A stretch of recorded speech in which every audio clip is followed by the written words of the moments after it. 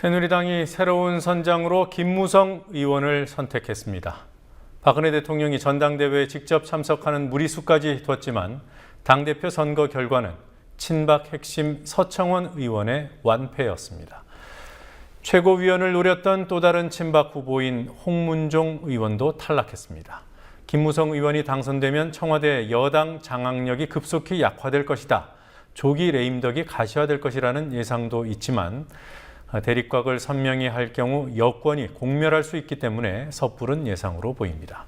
다만 김기춘 비서실장의 입지가 줄어들고 또 여당이 청와대를 향해 일정 정도의 목소리를 낼 것이라는 전망은 현실적으로 보입니다. 취재 PD 연결해서 새누리당 전당대회 소식 알아보죠. 노지민 PD. 네, 노지민입니다. 네, 먼저 선거 결과 정리해 보겠습니다. 구체적인 개표 결과 어떻게 나왔습니까? 네, 오늘 전당대회 결과 김무성 의원이 당대표인 대표 최고위원으로 선출되면서 이른바 비박의 승리로 끝났습니다. 김무성 의원은 52,706표를 득표해 경쟁자로 여겨졌던 친박의 서청원 의원을 무려 14,000여 표 이상 앞섰습니다.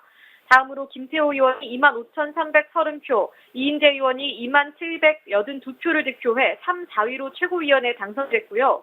비록 6위지만 당원에 의해서 여성 최고위원 몫을 할당받은 김물동 의원까지 총 5명이 새로운 새누리당 지도부로 선출됐습니다. 서청원 의원이 대표직을 놓친 데다 또 하나의 대표적 친박인 홍문종 의원까지 최고위원으로 선출되지 못하면서 한마디로 친박계의 패배라는 평가가 나옵니다.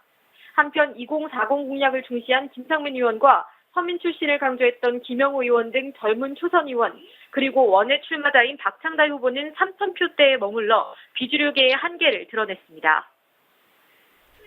네, 박근혜 대통령이 전당대회에 참석한 효과가 별로 없었던 것 같습니다. 아무래도 민감한 시기인데다 이례적인 참석이어서 친박 후보 지지의 성격으로 해석이 되지 않았습니까?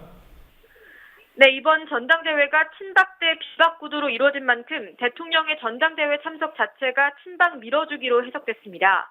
하지만 예상외로 친박 좌장인 서청원 의원이 대표직을 놓치면서 박근혜 대통령은 작심이 더 이상 통하지 않는다는 현실을 확인한 셈이 됐습니다.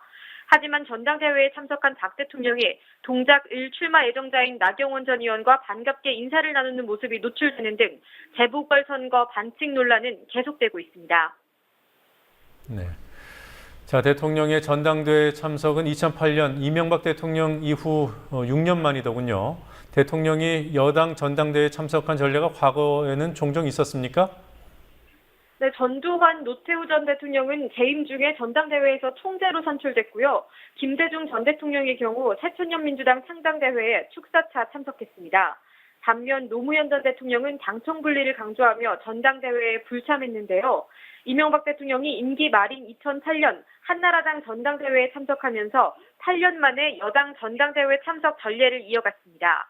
이 전 대통령은 당대표를 겸직하지 않고 전당대회에 참석한 첫 차례이기도 합니다. 자, 언론에서는 김무성, 서청원 두 후보자가 치열한 접전을 벌이고 있다 이런 보도를 했습니다만 결과는 김무성 의원의 압승이었습니다. 전문가들은 어떤 요인이 승패를 갈랐다고 합니까? 네, 새누리당 당원과 대의원들이 7.30 재보궐선거를 의식한 상태로 선거에 임했다는 분석이 나옵니다. 청와대와 여당의 수직관계로 보이지 않게 하기 위한 전략적인 선택을 했다는 겁니다. 용인대 최창열 교수의 분석입니다. 이번 선거 기간 중 내내 박심 논란이 여전히 있었는데요. 당원과 대의원들이 일반적으로 전략적 선택을 하는 경향이 있거든요. 그동안 당청관계와 지나치게 청와대가 집권당에 대한 일방적 우위의 관계라는 비판이 많이 제기됐었고 당원과 대의원들이 일정 부분 이해, 보호한 결과로 보여집니다.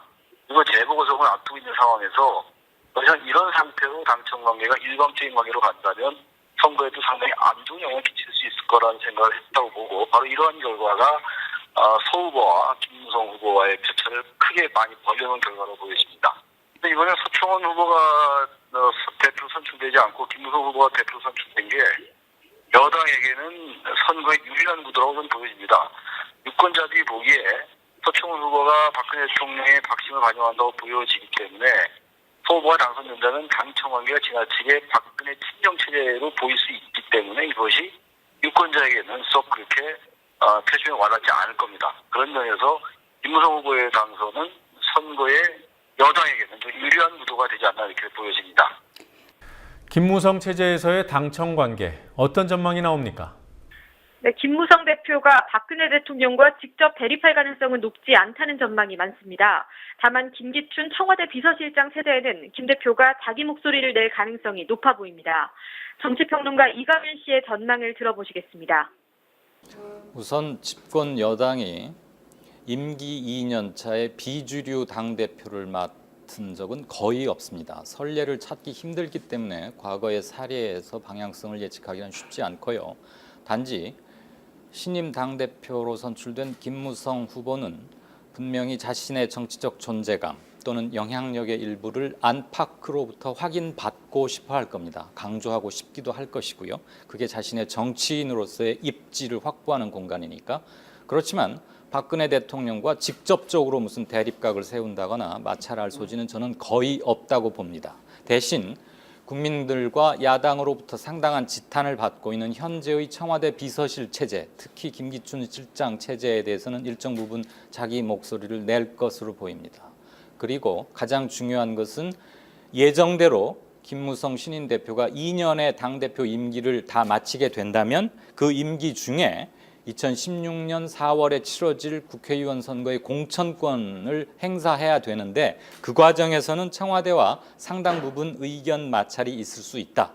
그러면 청와대가 그때까지 현 김 대표 체제를 가지고 갈 것이냐 아니면 2016년 국회의원 선거 전에 공천권과 직접 관련이 있는 신임 대표, 당대표 체제를 모색할 것이냐. 그렇다고 보면 조기 전당대회론이 나올 수밖에 없겠죠. 그런데 앞으로 2년간 정치 지형이 어떻게 변할지를 지금 예측하기는 대단히 어렵기 때문에 지금 김무성 대표가 임기 2년을 다 채울 수 있을 것이라고 말하기에는 조금 이른 감이 없지 않습니다. 네, 자 지금까지 노지민 PD였습니다. 수고했습니다.